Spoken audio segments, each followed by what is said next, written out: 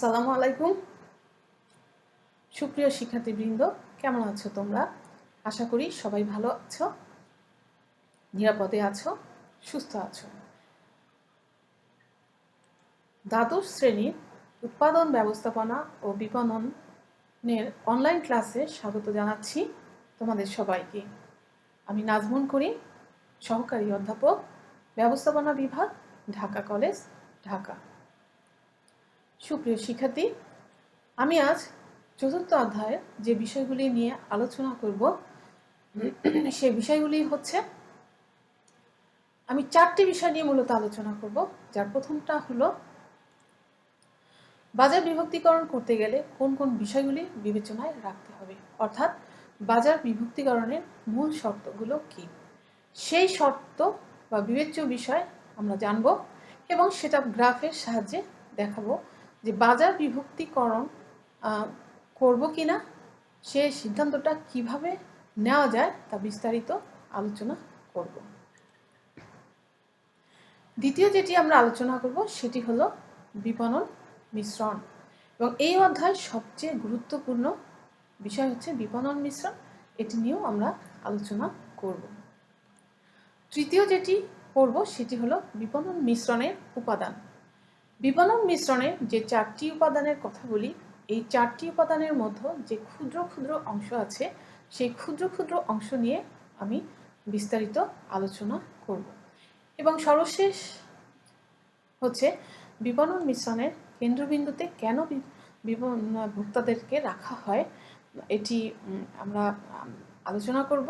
যদি হাতে আমাদের পর্যাপ্ত সময় থাকে তাহলে এটি নিয়েও আমরা আলোচনা করে দেব। তো মূলত আজ এই চারটি টপিক নিয়ে আমি আমার ক্লাসটি আজকে সাজিয়েছি। তো সুপ্রিয় শিক্ষার্থী, আসো কথা না বাড়িয়ে আমরা মূল আলোচনায় চলে যাই। প্রথম যে টপিক, সেই টপিকটা হচ্ছে যে বাজার বিভক্তিকরণ করতে হলে আমাকে কোন কোন বিষয়টা আমাকে সবচেয়ে বেশি বিবেচনায় রাখতে হবে। আমরা গত ক্লাসে পড়েছি বাজারকে কেন বিভক্তিকরণ করা হয়, কোন চলকের উপরে ভিত্তি করে বাজারকে বিভক্তিকরণ করা হয়, যেমন ভৌগোলিক, ডেমোগ্রাফি ইত্যাদি বিভিন্ন চলকের উপরে ভিত্তি করে বাজারকে আমরা বিভক্তিকরণ করে দেখিয়েছি। কিন্তু বাজারকে বিভক্তিকরণ করলেই কিন্তু চলবে না। আমরা বলেছি যে বাজার বিভক্তিকরণ করি হচ্ছে ভোক্তাদের সর্বোচ্চ সন্তুষ্টি বিধানের মাধ্যমে প্রাতিষ্ঠানিক মুনাফা নিশ্চিতকরণের জন্য। আসলে আমরা বাজারটা বিভক্তিকরণ করি ভোক্তাদের সর্বোচ্চ যে সন্তুষ্টি সেটা অর্জনের চেষ্টা করি। তাদের চাহিদা, তাদের প্রয়োজনীয়তাটাকে ভালোভাবে বোঝার জন্য আমরা বাজারটাকে বিভক্তিকরণ করি। কিন্তু সবসময় আমি চাইলেই ইচ্ছামতো বাজারটাকে আমি বিভক্তিকরণ করতে পারি না। তো বাজারটাকে বিভক্তিকরণের জন্য অবশ্যই কিছু শর্ত আছে, সেই শর্তগুলো মেনেই আমাকে বাজারটাকে বিভক্তিকরণ করতে হবে। এখানে নির্দিষ্ট করে 5টি শর্তের কথা বলা হয়েছে। এবং তো আমি যদি বাজারটাকে বিভক্তিকরণ করতে চাই তাহলে এই 5টা শর্ত মেনেই আমাকে বাজারটা বিভক্তিকরণ করতে হবে। এই 5টা থেকে যদি পাই, অর্থাৎ 5টি শর্ত থেকে যদি আমি পজিটিভ রেসপন্স পাই, তখনই আমি বাজারটা বিভক্তিকরণ করব। আর যদি 5টা শর্ত আমার অনুকূলে না থাকে, অর্থাৎ যদি নেগেটিভ থাকে, তাহলে আমি বাজারটাকে বিভক্তিকরণ করতে যাব না। কারণ বাজারটাকে এক্ষেত্রে যদি আমি বিভক্তিকরণ করি তাহলে আমার লস হবে। এভাবেই আমার বাজারটাকে বিভক্তিকরণের চেষ্টা করব। তো আমরা যে 5টা শর্তের উপর বাজারটা বিভক্তিকরণ করব, সেই 5টা শর্তের আলোচনাতে এখন আমরা চলে যাই। প্রথম যেটা আছে, বাজার বিভক্তিকরণ করতে গেলে প্রথম যে শর্তটা আমাকে মানতে হবে সেটা হচ্ছে পরিমাপ যোগ্যতা। যে বাজারের আকার বা আয়তন এটা যদি বড় হয়, এটা যদি আমরা যদি পরিমাপ করতে পারি তাহলে বাজারটা অর্থাৎ কত বড়, এটার আকারটা কেমন, এটা যদি আমি যদি পরিমাপ করতে পারি তখন আমি বাজারটা বিভক্তিকরণ করতে পারবো। যদি এক্ষেত্রে পরিমাপ করা না যায় তাহলে কখনোই আমি বাজারটা বিভক্তিকরণ করব না। যেমন বাংলাদেশি শিক্ষিত অশিক্ষিত মানুষের হার, অর্থাৎ কারা শিক্ষিত কারা অশিক্ষিত, এটা যদি পরিমাপযোগ্য হয় তাহলে আমি বাজারটাকে ভাগ করতে যেতে পারি। আর যদি পরিমাপযোগ্য না হয় সেক্ষেত্রে বাজারটাকে ভাগ করা যাবে না। বাজারের আকার বা সাইজ কত হবে সেটা অবশ্যই পরিমাপযোগ্য হতে হবে নির্দিষ্ট মাপকাঠিতে। সুপ্রিয় শিক্ষার্থী, এর পরে যেটি আছে সেটি হচ্ছে প্রবেশযোগ্যতা। যে আমি বাজারটাকে বিভক্তিকরণ করলাম, কিন্তু সেই সেগমেন্টেশনে আমি ঢুকতে পারবো কি না, বা যে অংশটাকে আমি নতুন করে ভাগ করলাম সেই অংশটাতে আমরা ঢুকে বিপণন কার্যক্রম সেটাতে চালাতে পারবো কি না সেটাও দেখার বিষয়। যদি সেগমেন্টেশনে আমি প্রবেশ করেছি সেটাতে যদি সহজে প্রবেশ করতে, যেটাতে আমি প্রবেশ করেছি সেটাতে যদি সহজে প্রবেশ করতে না পারি, বা প্রবেশ করা যদি কঠিন হয়, এন্ট্রি ব্যারিয়ার যদি বেশি থাকে, এখানে প্রতিযোগী প্রতিষ্ঠান যদি অনেক ধরনের ব্যারিয়ার তৈরি করে রাখে, সেই বাজারটা সেগমেন্ট করেও আমার কোনো লাভ নেই, কারণ এখানে সহজেই প্রবেশ করতে পারবো না। তো সেই কারণে বাজারের প্রবেশযোগ্যতা খুবই গুরুত্বপূর্ণ। সে কারণে দেখতে হবে প্রতিযোগী প্রতিষ্ঠানের অবস্থান কেমন, প্রতিযোগী প্রতিষ্ঠানের সংখ্যা কেমন, অথবা এন্ট্রি ব্যারিয়ার অর্থাৎ প্রবেশের ক্ষেত্রে বাধা কেমন। এই জিনিসগুলি আমি যখন অবলোকন করে দেখব যে বাজারটাতে প্রবেশ করতে পারবো, এই সব বাধা অতিক্রম করে তখন আমি বাজারটাকে বিভক্তিকরণ করব, অন্যথায় আমি বাজারটাকে বিভক্তিকরণ করব না।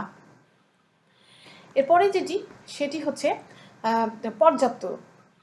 সুপ্রিয় শিক্ষার্থী, যে বাজারটা বড় এবং লাভজনক কিনা, অর্থাৎ বাজারের যে সাইজ বা আকার, অথবা যখন পরিমাপ করে ফেলবো এটা থেকে আমরা বুঝতে পারবো যে বাজারটা যথেষ্ট ভোক্তা বা ক্রেতার সম্পর্ক কিনা।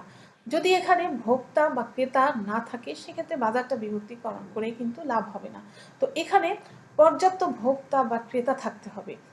ভোক্তা বা ক্রেতার সংখ্যা যদি বেশি থাকে তখনই আমি বাজারটা বিভক্তি করব, আদারওয়াইজ আমি বাজারটা বিভক্তিকরণ করব না। 4 নম্বর যেটি সেটি হলো পৃথকীকরণ বা পৃথককরণ যোগ্যতা।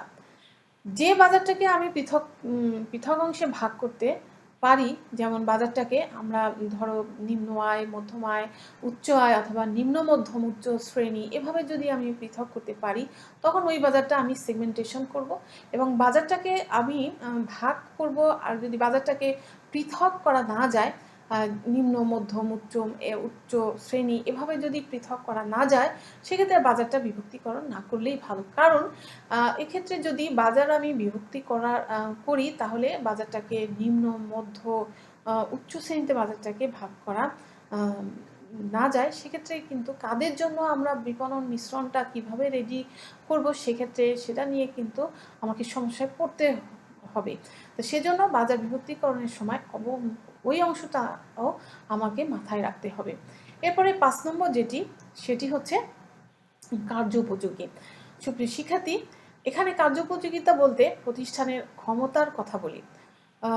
যে বাজারটাকে ভাগ করলে প্রতিষ্ঠান যে এই যে ছোট ছোট অংশে ভাগ করেছি প্রতিষ্ঠান সেই ভাগকৃত অংশের জন্য বিপণন কর্মসূচি প্রণয়ন করতে পারবে কিনা, প্রতিষ্ঠান ওই অংশে নতুন করে সেবা দান করতে পারবে কিনা, এই বিষয়টা মাথায় রেখে বাজারটা ভাগ করতে হবে। যদি প্রতিষ্ঠানের সেই সক্ষমতা না থাকে নতুন বাজারকে সার্ভ করা, তাহলে কিন্তু আমি বাজারটাকে বিভক্তিকরণ করতে যাব না। কারণ এখানে আমি যদি বাজারটা কে ভাগ করি তাহলে অবশ্যই প্রতিষ্ঠানকে নতুন বিপণন মিশ্রণ বা অফার তাকে দিতে হবে। আর যদি প্রতিষ্ঠান না পারে তাহলে ভাগ করে দেওয়া উচিত হবে না। তো এখানে প্রতিষ্ঠানের সক্ষমতা যাচাই করতে হবে বাজারটা ভাগ করার আগে। ধরো বাংলাদেশ বিমানের কথা বলি। বাংলাদেশ বিমান নতুন যে অনেকগুলি রুটে ফ্লাইট চালু করার চিন্তা করছে। তো এখন যে বর্তমানে আমাদের যে করোনা পরিস্থিতি, এখানে যাত্রী সংখ্যা কিন্তু কম। তো যে করোনা পরিস্থিতি, এখানে যাত্রী সংখ্যা তো কম। এখন যাত্রী সংখ্যা যদি কম থাকে, আমি যদি নতুন নতুন যদি ফ্লাইট চালু করি, এক্ষেত্রে যে জনবল দরকার সেটা দিয়ে বা যেটা দিয়ে যাত্রীকে সেবা দিব সে ধরনের কর্মী সংখ্যা কিন্তু বাংলাদেশ বিমানের ক্ষেত্রে এখন কর্মী সংখ্যা কিন্তু অত্যন্ত কম। যা দিয়ে যাত্রীদের সেবা দিবে বাংলাদেশ বিমান। তো এখন ফ্লাইটের সংখ্যা যদি আমি বাড়াই অভ্যন্তরীণ বা বৈদেশিক রুটে, সেক্ষেত্রে কিন্তু এই পরিমাণ কমিয়ে দিয়ে আমি আমার নতুন বাজারকে কিন্তু সার্ভ করতে পারবো না বা সম্ভব হবে না। সেই কারণে বাজার বিভক্তি করার আগে অবশ্যই চিন্তা করতে হবে প্রাতিষ্ঠানিক সক্ষমতা আছে কিনা, প্রতিষ্ঠান এটাকে কার্যকরভাবে কাজে লাগাতে পারবে কিনা, এগুলো মাথায় রেখেই বাজারটাকে ভাগ করতে যাওয়া উচিত। তো এভাবেই আমরা 5টা আবশ্যকীয় শর্ত অনুসরণ করেই বাজার বিভক্তিকরণের জন্য, যদি এই 5টা শর্ত বাজার বিভক্তিকরণের পক্ষে যায় তাহলে আমরা বাজারকে বিভক্তিকরণ করব, অন্যথায় আমরা বাজারকে বিভক্তিকরণ করব না। সুপ্রিয় শিক্ষার্থী, এখন আমরা যেটি পড়ব সেটি হচ্ছে বিপণন মিশ্রণের ধারণা।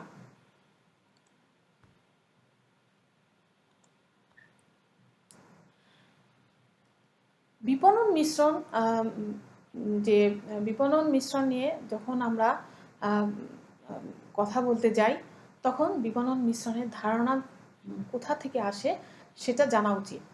অধ্যাপক নেইল বোর্ডের সর্বপ্রথম 1950 সালে মার্কেটিং মিক্স পারিভাষিক শব্দটি ব্যবহার করেন এবং তার এই 1950 সালে ব্যবহৃত মার্কেটিং মিক্সের যে শব্দটি বর্তমান সময় অত্যন্ত জনপ্রিয় একটি শব্দ, এবং যেখানে উনি বিপণন মিশ্রণ সম্পর্কে প্রথমে ধারণা দিয়েছেন।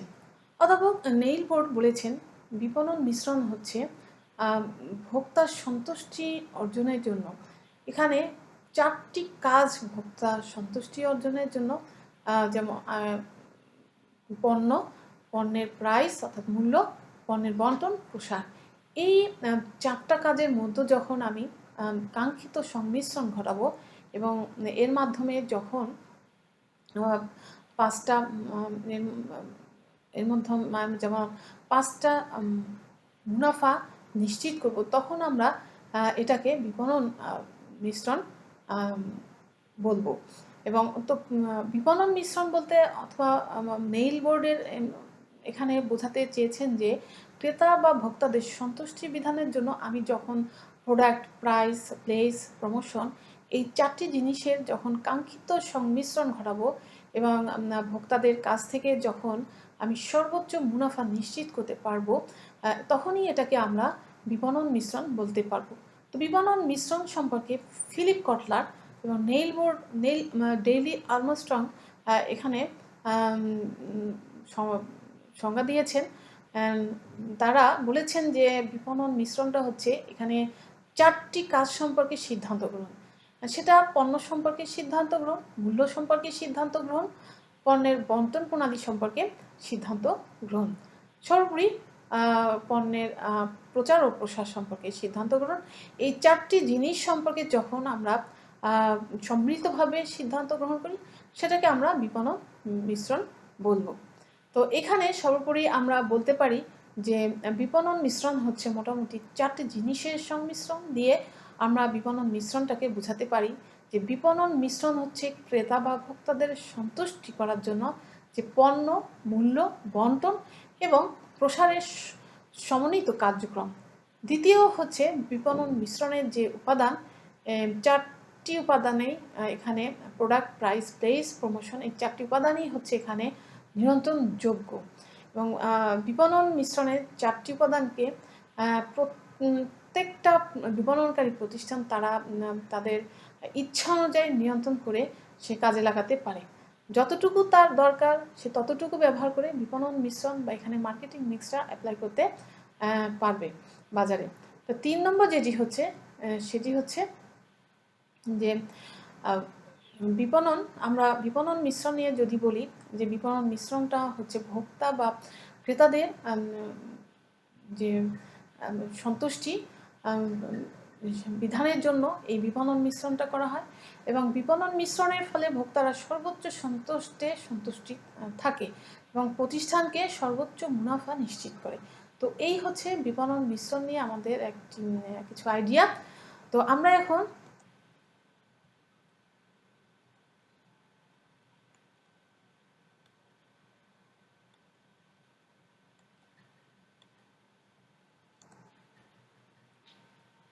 যে বিষয়টি নিয়ে আমরা এখন আলোচনা করব সেটি হচ্ছে যে বিপণন মিশ্রণের উপাদান। এটি হচ্ছে আমাদের তৃতীয় আলোচনা। তো সুপ্রিয় শিক্ষার্থী, আমরা বিপণন মিশ্রণের যে 4টি উপাদান, এই 4টি উপাদান নিয়ে আমরা আলোচনা করব। বিপণন মিশ্রণের এই আলোচনাটি খুবই গুরুত্বপূর্ণ। এখানে 4টি উপাদান, বিপণন মিশ্রণের যে 4টি উপাদানের বিভিন্ন সংমিশ্রণটাকে আমরা বুঝাবো যে এটা ব্যবহার করে আমরা ভোক্তাদের সন্তুষ্টি বিধান করতে পারবো। তো এই 4টি উপাদান, এটাকে বিভিন্নভাবে কিভাবে সংমিশ্রণ করা যায় সেটা বুঝতে আমাদেরকে অবশ্যই বিপণনের উপাদানের যে উপকরণ আছে আমাদের সেটা জানতে হবে। তো আমরা এই উপাদানগুলোর প্রথম যে উপাদান, সেই উপাদানে চলে যাই।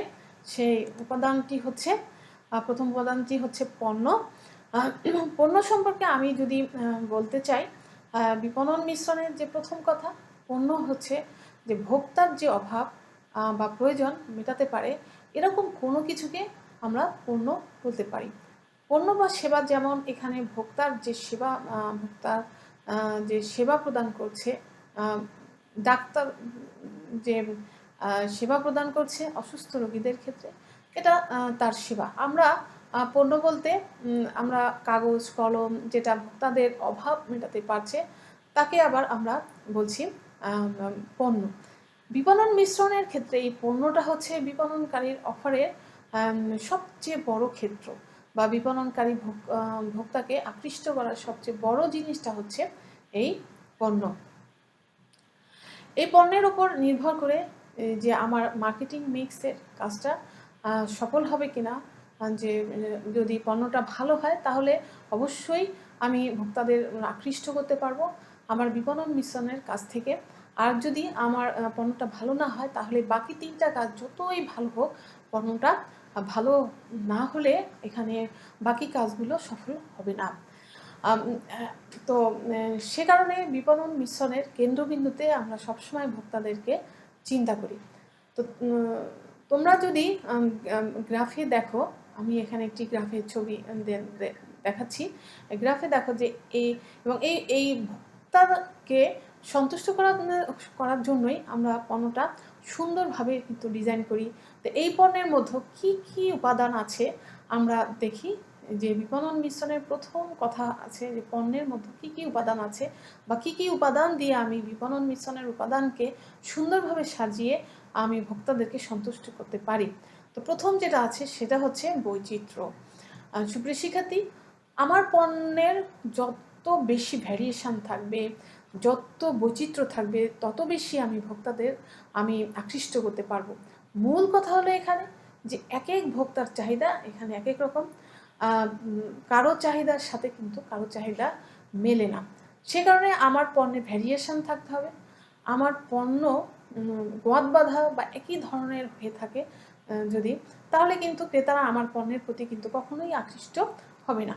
আমি যদি আরও 5 থেকে 6 বছর আগের কথা বলি, সেক্ষেত্রে আমি দেখি যে ঘড়ির ডিজাইন থেকে শুরু করে জুতার ডিজাইন, যেমন বাটা জুতা, বাটার ক্ষেত্রে আমরা দেখি যে বাটা জুতা, তারপরে বিভিন্ন ধরনের ব্র্যান্ডের কথা বলি, যে দেখা গেছে একই ধরনের ডিজাইনের জুতা তারা তৈরি করতো বাটা কোম্পানি, কিন্তু যুগের সাথে তাল মিলিয়ে এখন দেখা গেছে যে ভোক্তার রুচি পছন্দ ভিন্ন হয়ে গেছে।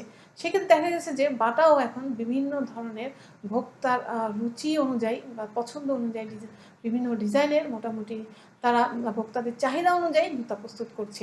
তো এটাই হচ্ছে পণ্যের বৈচিত্র্যতা, যে পণ্যের মধ্যে ভ্যারিয়েশন আনতে হবে। এরপরে যেটা, সেটা হচ্ছে পণ্যের মান বা গুণগত মান। এটা হচ্ছে পণ্যের ভেতরে ভোক্তাদের অভাব পূরণের জন্য যে উপযুক্ততা আছে বা যে গুণাগুণ আছে সেটা যেন থাকে।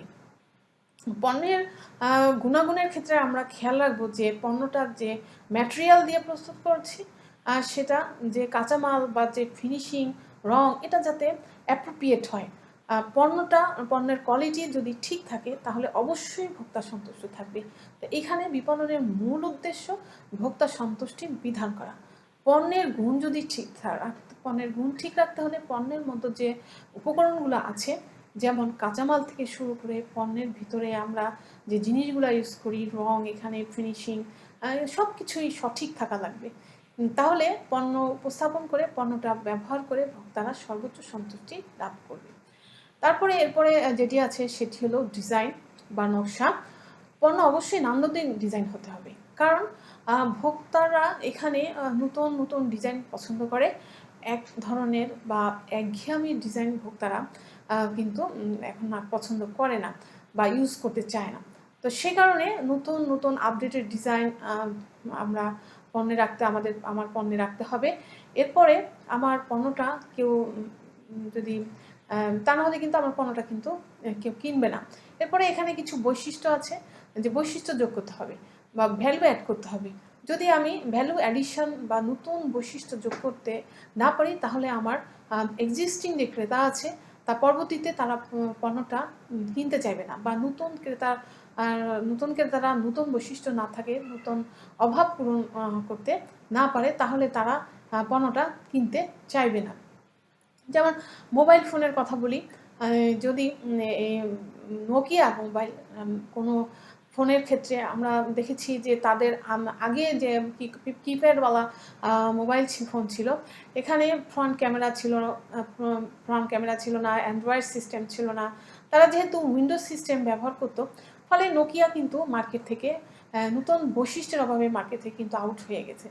সেই কারণে আমার পণ্যের অবশ্যই নতুন নতুন বৈশিষ্ট্য অ্যাড করতে হবে, যাতে ভোক্তারা সন্তুষ্ট থাকে। এরপরে যে বিষয়টি সেটি হচ্ছে ব্র্যান্ড নেম। ব্র্যান্ড নেম হচ্ছে পণ্যের ক্ষেত্রে পণ্যের সাথে পণ্যের নাম, পণ্যের চিহ্ন, প্রতীক, এই তিনটি জিনিসকে একত্রিতভাবে আসলে ব্র্যান্ড হিসাবে উপস্থাপন করি। যেমন অ্যাপেলের যে লোগো, এটা হচ্ছে তার প্রতীক। এই প্রতীকের কারণে অথবা তার নাম অ্যাপেলের কারণে অথবা এই প্রতীক, লোগোর, নাম, এই তিনটা জিনিস সে সংমিশ্রণের কারণে অ্যাপেলের খুব ফেমাস আমরা বলতে পারি। অ্যাপেল খুব ফেমাস, এবং সে কারণেই আমরা বলতে পারি যে ব্র্যান্ড নেমটা এখানে খুবই গুরুত্বপূর্ণ। আবার একটা ব্র্যান্ড ভ্যালু এখানে ক্রিয়েট করতে হবে, যে যদি আবার সুন্দর একটা নাম সিলেক্ট করতে হবে, যাতে ভোক্তারা সহজেই এটা উচ্চারণ করতে পারে এবং ভোক্তাদের সহজে এটা মনে যাতে গেঁথে যায়, এমন একটি নাম সিলেক্ট করতে হবে। এরপরে হচ্ছে এখানে মোড়কীকরণ। সুপ্রিয় শিক্ষার্থী, পণ্যের ক্ষেত্রে আমাকে অবশ্যই গুণগত মান ঠিক রাখা এবং পণ্যটাকে ভবিষ্যতে সংরক্ষণ করে রাখার জন্য আমাকে মোড়কীকরণ করতে হবে। এছাড়াও ভোক্তাদের আকৃষ্ট করার জন্য আকর্ষণীয়ভাবে রাখতে হবে। যদি আকর্ষণীয় মোড়কীকরণ করতে পারি, ভোক্তারা আমার পণ্যটা কিনতে আকৃষ্ট হবে। কারণ আমরা জানি আগে দর্শনধারী, তারপরে গুণ বিচারী। সে কারণে ভোক্তাদের আকৃষ্ট করতে গেলে অবশ্যই প্রত্যেক পণ্যকে মোড়কীকরণ করতে হবে। এরপরে সেটি হচ্ছে গুরুত্বপূর্ণ যে জিনিসটা আছে সেটা হচ্ছে যে জিনিসটা ভোক্তাদের কাছে যায় তা হলো সেবা। আর সেবার ভিতরে আছে ভোক্তাদের বা আমরা যে আফটার সেল সার্ভিসটা দিই, সেটা হতে পারে গ্যারান্টির মাধ্যমে, ওয়ারেন্টির মাধ্যমে, রিপেয়ারিংয়ের মাধ্যমে, অথবা নতুন পণ্য ভোক্তাদের বাসায় সংস্থাপন বা বাসায় দিয়ে আসা, এবং এই কাজগুলো ভোক্তারা চায়। তো পণ্যের সেবাটাও ভোক্তাদের কাছে পৌঁছাতে হবে, এতে ভোক্তারা সন্তুষ্ট হবে। তো এই যদি পণ্যের ভিতরে আমরা আমরা এই সব যে উপাদানগুলো আমরা দেখে থাকি, তা দিয়ে আমি বিপণন মিশ্রণটা আমি সাজাতে পারি। তো বিপণন মিশ্রণের প্রথম যে উপাদান আছে, আমি যখন ডিজাইন করতে যাই, এই গুলোর বিভিন্ন কম্বিনেশনে আমাকে পণ্যটাকে তৈরি করতে হবে, এবং সবশেষে খেয়াল রাখতে হবে যাতে আমি যে বেস্ট উপাদানগুলো আমি পণ্যের ভিতরে দিতে পারি, তাহলেই ভোক্তারা সন্তুষ্ট থাকবে। এরপরে 2 নম্বর যেটি আছে সেটি হচ্ছে আমরা বলি সেটি হচ্ছে পণ্যের মূল্য। এখানে যে বিষয়টি সেটি হচ্ছে যে যে দামে পণ্যটা কিনতে চাচ্ছে ভোক্তারা সেটাকে পণ্যের মূল্য বলি। অর্থাৎ যে কোনো একটা পণ্য বা সেবা কেনার জন্য ভোক্তারা যে অর্থ ব্যয় করে সেটাকে আমরা বলবো পণ্য মূল্য। তো এখানে পণ্যের যে মূল্যের ক্ষেত্রে আমরা সবসময় বলি পণ্যের মূল্য পণ্যের মূল্য তার পণ্যের যে তালিকা মূল্য থাকতে হবে সবসময়, যে এবং একটা পণ্য কোন দামে বিক্রি করা হবে এটার একটা তালিকা মূল্য থাকতে হবে। তো পণ্যের মূল্যের মধ্যে প্রথমেই আছে তালিকা মূল্য। তালিকা মূল্য জিনিসটা আমরা দেখি যে আমরা যদি কোনো কোনো কোনো রেস্টুরেন্টে যদি আমরা খেতে যাই আমাদের কাছে প্রথমেই তারা একটি তালিকা মূল্য দিয়ে থাকে বা এবং তালিকা মূল্য মেনু বই দিয়ে থাকে যেটাতে প্রত্যেকটা পণ্যের মূল্য থাকে মূল্য দেওয়া থাকে। এবং আমরা সেক্ষেত্রে ওই রেস্টুরেন্টে কি কি আইটেম আছে এবং প্রত্যেকটা আইটেমের দাম লেখা থাকে, ফলে দেখা যায় যে ক্যাটালগ দেখে আমরা আমার সামর্থ্য অনুযায়ী আমি অর্ডার করি। এজন্য অবশ্যই পণ্যের তালিকা মূল্য থাকতে হবে। অনেক ধরনের পণ্য বাজারে আছে, সেজন্য অবশ্যই প্রত্যেকটা পণ্যের জন্য যদি আলাদা আলাদা তালিকা মূল্য থাকে তাহলে ক্রেতার জন্য পণ্যের মূল্য জানাটাও সহজ হয়। আবার এটাকে আমরা লেভেল প্রাইসও বলি, কারণ পণ্যের উপরে যে এটা অনেক সময় দেখা যাচ্ছে পণ্যের উপরেও এটা ছাপা থাকে। এরপরে দ্বিতীয় যেটা আছে সেটা হচ্ছে তালিকা মূল্য দেখে ভোক্তারা পণ্যটা কিনে। এর সাথে যে আরেকটি বিষয় সেটা হচ্ছে যে সেটা হলো ডিসকাউন্ট বা বার্তার কথা আমরা বলি। যে ভোক্তাদের জন্য যে তালিকা মূল্য দেওয়া থাকবে এটা থেকে যদি 10% বা 15% যদি মাফ করে দেই বা এখানে ছাড় দিয়ে দেই তখনই এটাকে আমরা বলবো ডিসকাউন্ট। তালিকা মূল্যের ওপরে যতটুকু কম রাখা যায়, যে পার্সেন্টেজ এর যে অংশটুকু কম রাখা যায় সেটাকে আমরা বলবো বার্তা বা ডিসকাউন্ট। এটা 10% হয় বা 15% হতে পারে, 5% হতে পারে। তো এখানে এটাকে আমরা যখন পণ্যের মূল্য যখন আমরা নির্ধারণ করব এই জিনিসটা আমরা খেয়াল রাখবো, কারণ ভোক্তারা অবশ্যই কম দামে ভালো পণ্য সময় মতো পেতে চায়, সবসময় পেতে চায় ভোক্তারা। এ কারণে ইউনিলিভারের লাক্স থেকে শুরু করে বিভিন্ন পণ্যের ওপরে অনেক সময় দেখি যে যেমন স্যানিটাইজার আছে, বর্তমানে স্যানিটাইজার আর খুব ব্যবহার হয় যেহেতু করোনা পরিস্থিতি। তো এই যে স্যানিটাইজার আছে এটার মূল্য 95 টাকা থেকে দেখি যে এখন 80 টাকা লিখেছে ইউনিলিভার। এখানে যে এই যে 15 টাকা দাম কমিয়েছে, আগে মূল্য ছিল 95 টাকা, এটা ক্রস করে সেখানে 80 থেকে সেখানে 95 থেকে 80 করা হয়েছে, 80 টাকা করা হয়েছে। এই যে তালিকা মূল্যের থেকে তারা যে 15 টাকা কম নিচ্ছে এইটা হচ্ছে বাজার মিশ্রণের কিন্তু একটি কৌশল। তো এখানে এভাবে আমরা ছাড়টা অ্যাপ্লাই করতে পারি। এরপরে ছাড়ের পাশাপাশি আমরা অ্যালাউন্সের কথা বলি, যে অ্যালাউন্স বা ভাতা আমরা অনেক সময় দেখা যায় যে স্টক ক্লিয়ার করার জন্য বা ইয়ার এন্ডিং সেলের ক্ষেত্রে যে আমরা বছর শেষ হয়ে গেছে কিন্তু দেখা গেছে যে অনেক কিছু বা অনেক পণ্য অবিক্রিত অবস্থায় রয়ে গেছে। তো এই যে স্টক ক্লিয়ার করার জন্য অনেক সময় অ্যালাউন্স বা ভাতাটা আমরা দিয়ে থাকি। তো আবার আমরা যে তালিকা মূল্য থেকে যে তালিকা মূল্য আছে এই তালিকা মূল্য থেকে বিশাল পরিমাণ ছাড় দিতে পারি। যেমন 1000 টাকার শার্ট এখন 600 টাকায় বা ফ্ল্যাট রেটে 600 টাকায় বিক্রি হচ্ছে, অথবা প্যান্ট 2000 টাকায় যেটা আগে বিক্রি হতো এখন সেটা ফ্ল্যাট রেটে 800 টাকায় বিক্রি হচ্ছে। এটাকে আমরা বলবো অ্যালাউন্স বা ভাতা। অনেক সময় আমরা যখন দাম নির্ধারণ করি সেক্ষেত্রে এভাবে দাম নির্ধারণ করা যায়। এছাড়াও দাম নির্ধারণের সময় পরিশোধের সময় উল্লেখ থাকে যে আমি এখনই পরিশোধ করব নাকি পরে পরিশোধ করব, পরে পরিশোধ করার সুযোগ আছে। যেমন ইএমআই বা ইলেকট্রনিক মান্থলি ইনস্ট্রুমেন্টের মাধ্যমে আমি মাসে মাসে মূল্য পরিশোধ করতে পারবো। সেক্ষেত্রে আমার কাছে টাকা না থাকলেও আমি পণ্যটা কিনতে পারবো। যেমন মোবাইল ফোনের ক্ষেত্রে আমরা অনেক ফ্রিজের ক্ষেত্রেও দেখি, ফ্রিজ অথবা দামি মোবাইল সেটের ক্ষেত্রে বা এসির ক্ষেত্রেও আমরা এটা দেখে থাকি যে পণ্যের মূল্য পরিশোধের সময় নির্ধারণ থাকে যে আপনার সুবিধা মতো মাসে পণ্যের মূল্য পরিশোধ করে সম্পূর্ণ মূল্য একবারে পরিশোধ করতে পারবেন, বা সম্পূর্ণ মূল্য একসময় পরিশোধ হয়ে যাবে, এরকম একটি বিষয়। এছাড়াও আরেকটি আছে, সেটা হলো বাকির শর্ত। পণ্যটা বাকিতে এই ইএমআই কথাটা বাকির সাথে কথাটা চলে আসে। যদি পণ্যটা বাকিতে কিনতে পারা যায় তাহলে অনেক সময় ভোক্তারা পণ্যটা কিনতে আগ্রহী থাকে। অনেক সময় ভোক্তারা বা ক্রেতারা নগদে অর্থ তাদের কাছে নাও থাকতে পারে, সেক্ষেত্রে বাকির শর্ত থাকলে পণ্যটা বিক্রি ভালো হয়। তো এখানে আমি কিভাবে কি হারে বাকি দিব বা বাকির শর্তটা এখানে কি, এটা আগে কিন্তু ক্রেতাদেরকে বা ভোক্তাদেরকে বলে দিতে হবে। যেমন এখানে 15 দিনের মধ্যে মূল্য পরিশোধের কথা যদি বলা হয়, সেক্ষেত্রে মূল্যের উপরে কোনো কিছু দিতে হবে না। আর যদি 10 দিনের মধ্যে মূল্য পরিশোধ করে দিতে পারি, সেক্ষেত্রে 5% ছাড়ের ব্যবস্থা আছে। আবার আমি যদি 15 দিনের পরে মূল্য পরিশোধ করি বা 1 মাসের পরে মূল্য পরিশোধ করি, তাহলে 5% সুদ সহ পরিশোধ করতে হবে।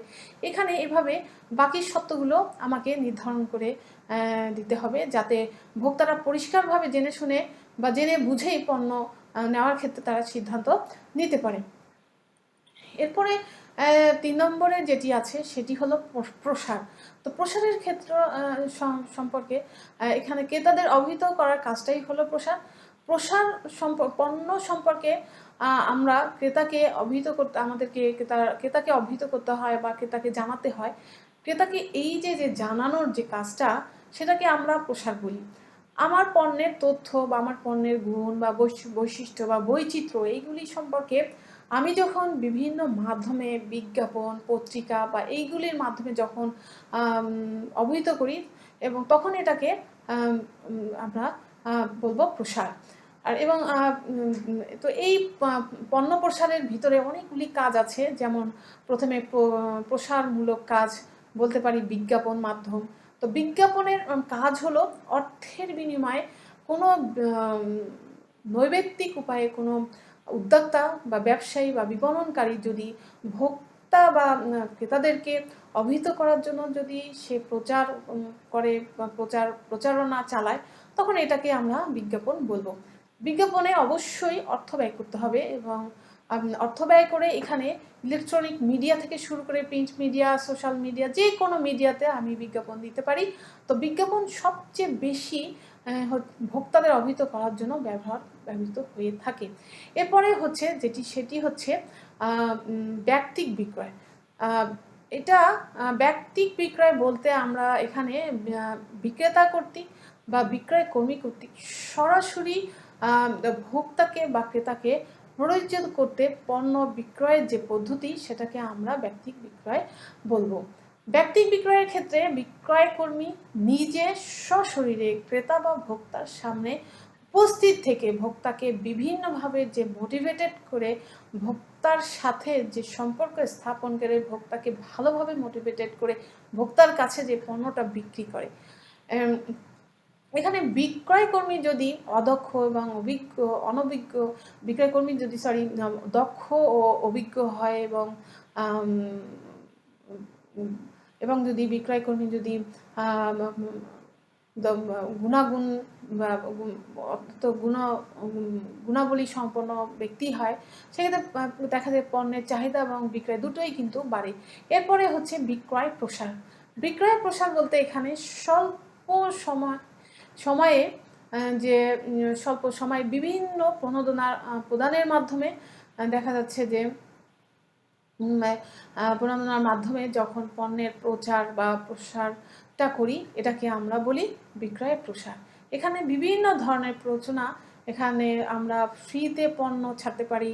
যেমন আমরা বলতে পারি আমাদের ইউনিলিভারের যে সেন্সোডাইন টুথপেস্ট, ইউনিলিভার থেকে এরা কী করে প্যাকেট করে বিভিন্ন স্কুল কলেজে তারা নিয়ে আসে, এবং তারা ফ্রিতে স্টুডেন্টদের বা টিচারদের লিস্টের লিস্টে নাম লিখে তারা প্রদান করে।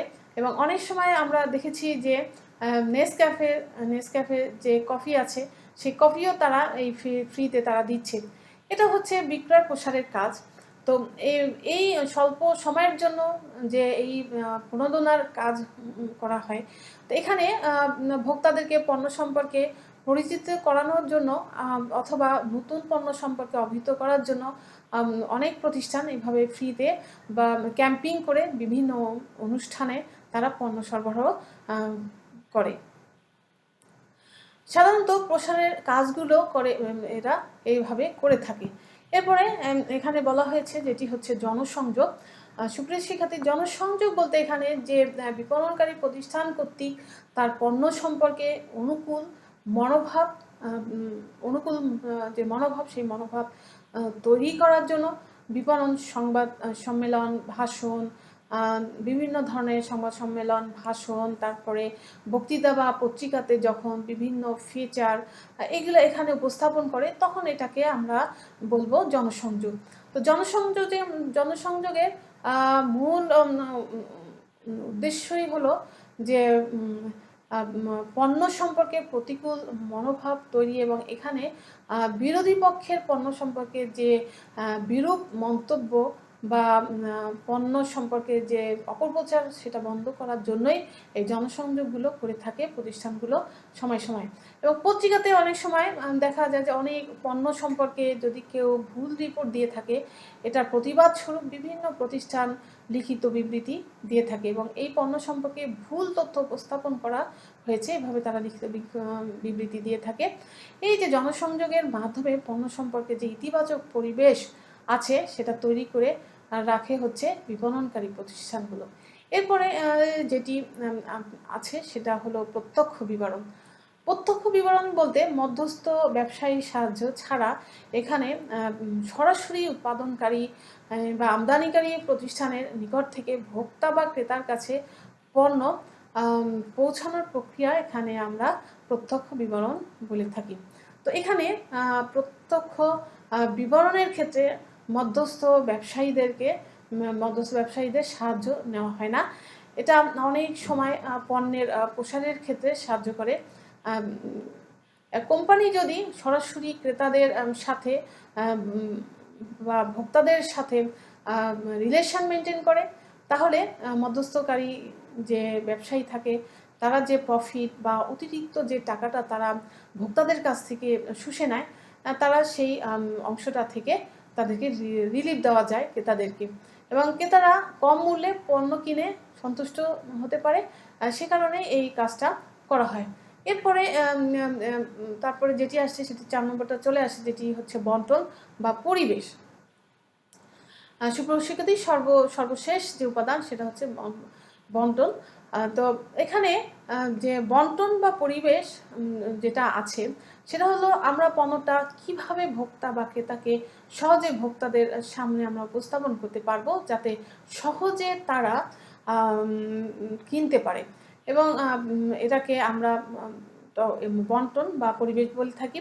তো এই যে বন্টন বা পরিবেশের ভিতরে যে কাজগুলো আছে তা হলো প্রথমে কার্যকর বন্টন প্রণালী যে আছে তা হলো, এবং যেটা কার্যকর বন্টন প্রণালী প্রথমে সেটা রেডি করতে হবে, অর্থাৎ যার মাধ্যমে খুব সহজেই উৎপাদনের পরে যাতে ভোক্তাদের কাছে বিভিন্ন চ্যানেলের মাধ্যমে পণ্যটা পৌঁছানো যায়, এতে যাতে কোনো সময়গত প্রতিবন্ধকতা না থাকে, এখানে স্থানগত যেখানে ভোক্তারা বেশি, যেখানে যাতে সহজেই পণ্যটা পৌঁছানো যায়, স্থানগত কোনো প্রতিবন্ধকতা তৈরি না হয়, সেই কারণেই বন্টনের কাজটা মূলত করা হয়। সাধারণত আমরা দেখি যে সবসময় পণ্যটা উৎপাদন করা হয় না, মানে সবসময় পণ্য উৎপাদন করা হয় না, কারণ মানে দেখা যায় যখনই উৎপাদন করা হয় না কেন যে সেখানে পণ্যটা কিন্তু ভোগ হয় না, আর যে স্থানে পণ্যটা উৎপাদন হয় সে স্থানে কিন্তু পণ্যটা ভোগ হয় না। তো সে কারণে বন্টনের ব্যবস্থাও করা লাগে, এবং বন্টন ব্যবস্থা কার্যকর করতে গেলে অবশ্যই ইফেক্টিভ ডিস্ট্রিবিউশন চ্যানেল থাকা এখানে চ্যানেল থাকতে হবে। 2 নম্বর সেটি হচ্ছে আওতাভুক্ত এলাকা বা কভারেজ এরিয়া, যে এলাকায় আমি সার্ভ করব এই এলাকা আমাকে নির্ধারণ করতে হবে, বা এখানে বন্টন কার্যক্রম কতটুকু পর্যন্ত চলবে ভোক্তাদেরকে আমাকে সেটা জানিয়ে দিতে হবে। এবং ভোক্তারা কতটুকু ভ্রমণ করে এসে আমার পণ্যটা কিনবে এটা ভোক্তাদেরকে জানতে হবে। এবং এজন্য আমরা দেখি যে দূর দূরান্ত বা দূরবর্তী যে জায়গা আছে সেই দূরবর্তী জায়গাতে গিয়ে পণ্যটা ভোক্তারা কালেক্ট করতে চায় না। আমরা এখানে আশেপাশে যে সুপার শপ আছে সেখান থেকে শুরু করে আমাদের কাঁচা বাজার বা বিভিন্ন যে নিত্য প্রয়োজনীয় জিনিসগুলো আমাদের আশেপাশে জায়গাগুলো থেকেই কিন্তু এটা সংগ্রহ করতে চাই, ভোক্তারা চায়। এবং সে কারণে আমরা আমার যে এরিয়া কাভারেজটা নির্দিষ্ট করে দিতে হবে যে আমার পণ্যটা কোন জায়গাতে পাওয়া যাবে। এবং যেমন ঢাকা শহরে আমরা অনেকেই স্বপ্নে গিয়ে শপিং করি, এবং স্বপ্ন কোন কোন জায়গাতে আছে তারা নির্দিষ্ট করে সেখানে আউটলেটে ঠিকানা দিয়ে দেয়। এবং এই যে এই আউটলেটটা এই জায়গা এলাকাতে আছে, সেটা তারা সে আউটলেটে যে এলাকাতে আছে সেটা তারা গিয়ে তারা শপিং করতে পারে। আরেকটি বিষয় সেটা হচ্ছে আমি যদি অনলাইনে অর্ডার করি তাহলে আমি কোন কোন এরিয়াতে আছি সেই এরিয়া অনুযায়ী বা কাছাকাছি স্বপ্নতে অর্ডার করলে তারা আমার পণ্যটা আমার বাসায় দিয়ে যাবে। সে কারণে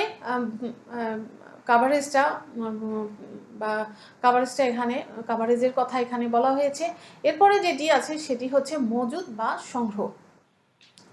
সুপ্রিয় শিক্ষার্থী, আমি যে পণ্যটা বিপণন করছি বা ডিস্ট্রিবিউশন করছি বা সেটা অবশ্যই মজুদ থাকতে হবে। কারণ পণ্যটা পর্যাপ্ত মজুদ যদি না থাকলে অনেক সময় কাস্টমাররা অর্ডার করলে যদি 7 দিন 10 দিন বা 15 দিন পরে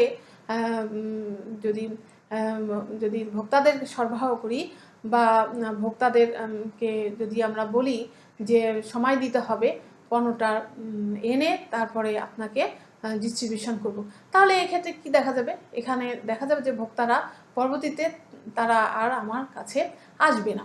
তো তারা অন্য কোনো জায়গায় থেকে তারা যেখানে দ্রুত পণ্যটা পাবে বা পেয়ে যাবে সেখানে থেকে তারা ওই জায়গা থেকেই তারা পণ্যটা কিনে নেবে।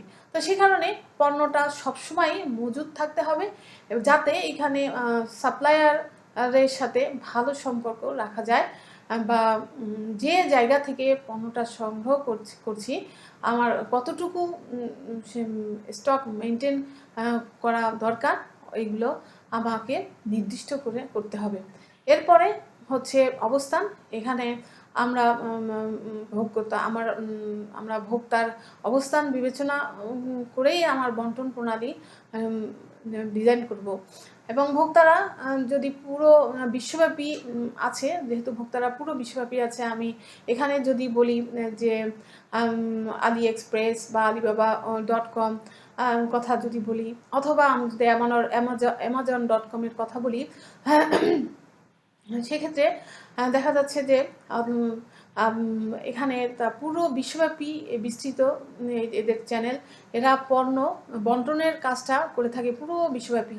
এবং আমি বাংলাদেশ থেকে চাইলে দেখা যাচ্ছে যে বাংলাদেশ থেকে চায়নার যে পণ্য হোলসেল মার্কেটে বা AliExpress-এর মাধ্যমে আমি দেখা যাচ্ছে যে স্বল্প মূল্যে বা স্বল্প শুল্কে বা জাহাজ ভাড়া দিয়ে আমি এখানে নিয়ে আসতে পারি পণ্য।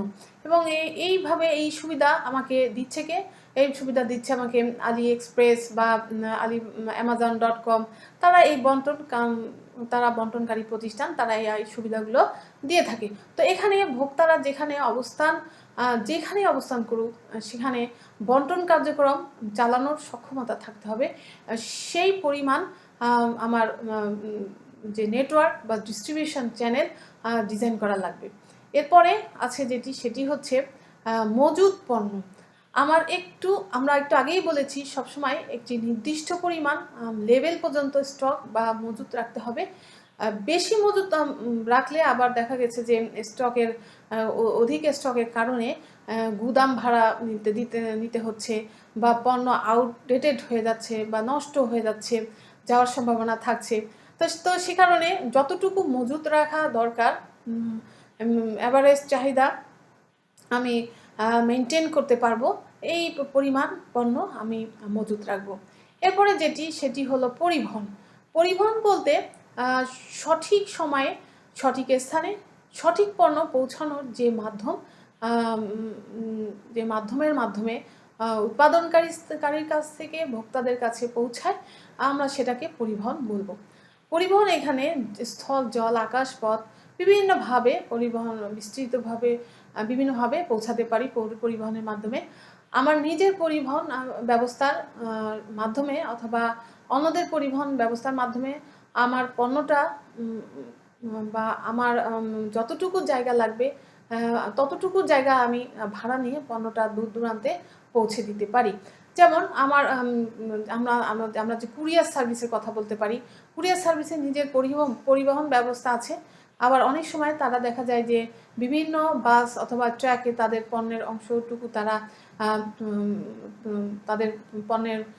তারা কি করে, যে ভাড়া নিয়ে পণ্যের অংশটুকু দ্রুততম সময়ে তারা পণ্যটা কাস্টমারের কাছে পৌঁছে দিচ্ছে বা সরবরাহ করে থাকে। এরপরে যেটি আসছে সেটি হচ্ছে লজিস্টিক যে সাপোর্ট, এটা বন্টনের ক্ষেত্রে লাগে।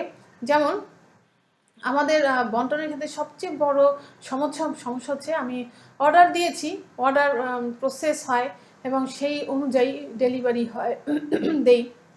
এই ক্ষেত্রে এই লজিস্টিক সাপোর্টের জন্য আমার যেটা সফটওয়্যার অথবা এখানে সেই মানের দক্ষ কর্মী আমার এখানে থাকা দরকার। এবং তা না হলে দেখা যাচ্ছে যে আমার যে লজিস্টিক সাপোর্টের কারণে আমার পুরো যে বিপণন ব্যবস্থা একদম ভেঙে পড়বে, এবং বিপণনের মিশ্রণের যে কাজটা আছে সেটা কার্যকরী হবে না। তো একটা অর্ডার যদি ক্রেতা বা ভোক্তা রাত 2টার সময় বিদেশ থেকে আমাকে অর্ডার দিল, সে বাইরের দেশে থাকে, আমি বাংলাদেশে থাকি। তো এই ক্ষেত্রে দেখা যায় যে অর্ডারটা যদি আমি সাথে সাথে রেসপন্স না করি, সে জানতে চাচ্ছে যে এটা পসিবল কিনা, তাকে ডেলিভারি দেওয়া সম্ভব কিনা। হ্যাঁ, তা এটা আমি যদি তাকে সকালে 10টার সময় যদি আমি রেসপন্স করি, তাহলে আমার কাছ থেকে পণ্যটা সে নিবে না। যে রাতের যে ভিতরে তাকে রেসপন্স করছে, তার কাছ থেকেই সে পণ্যের অর্ডারটা কনফার্ম করবে। তো এই কারণে লজিস্টিক্স সাপোর্ট এনশিওর করা লাগবে। তো এভাবেই আমরা বিপণন মিশ্রণের যে বিভিন্ন উপাদানগুলো আছে, এগুলোকে সমন্বিতভাবে সংমিশ্রিত করে ভোক্তাদের সন্তুষ্টি করতে পারলে আমরা সেটাকে বিপণন মিশ্রণের সফলতা বলছি। তো সুপ্রিয় শিক্ষার্থী, আজকে বিপণন মিশ্রণের যে আমি উপাদানগুলো পড়ালাম, বিপণন মিশ্রণের উপাদান, তো আজকে এ পর্যন্তই শেষ। তো আমরা একটু দেখাচ্ছি বিপণন মিশ্রণের বিভিন্ন যে উপাদানগুলো আছে প্রমোশনের ক্ষেত্রে, বিজ্ঞাপন, ব্যক্তিক বিক্রয় প্রসার, জনসংযোগ, এবং বন্টনের ক্ষেত্রে আছে বন্টন প্রণালী, যেটা আমরা বলি কাভারেজ এরিয়া বা আওতাভুক্ত এলাকা, সমাবেশ, এরপরে আছে অবস্থান, তারপরে আছে মজুত মাল বা মজুত পণ্য, তারপরে আছে পরিবহন, এবং সর্বশেষ যেটি আছে সেটি হচ্ছে সহায়ক সেবা। সুপ্রিয় শিক্ষার্থী, আমরা বিপণনের উপাদানগুলো পড়লাম, বিপণন মিশ্রণে আমরা খুব ভালো একটি ধারণা নিলাম। পাশাপাশি যে কার্যকর বাজার বিভক্তিকরণের যে আবশ্যকীয় যে শর্তগুলো আছে সেই শর্তগুলো আমরা দেখলাম। তো আজকে আমরা এই পর্যন্তই। আজকে এই অধ্যায়ের আমরা সর্বশেষ যে আলোচনা সেই আলোচনাটুকু আমরা করে দিলাম। তো সুপ্রিয় শিক্ষার্থী, এর আগে আমরা বাজার বিভক্তিকরণ পড়েছি, বাজার বিভক্তিকরণ কেন করা হয় সে বিষয়গুলি সম্পর্কে আমরা ধারণা নিয়েছি। তো আশা করি তোমরা আমার ক্লাসটি মনোযোগের সাথে শুনেছ। তো আজকে এই পর্যন্তই সুপ্রিয় শিক্ষার্থী। তো সবাইকে ধন্যবাদ।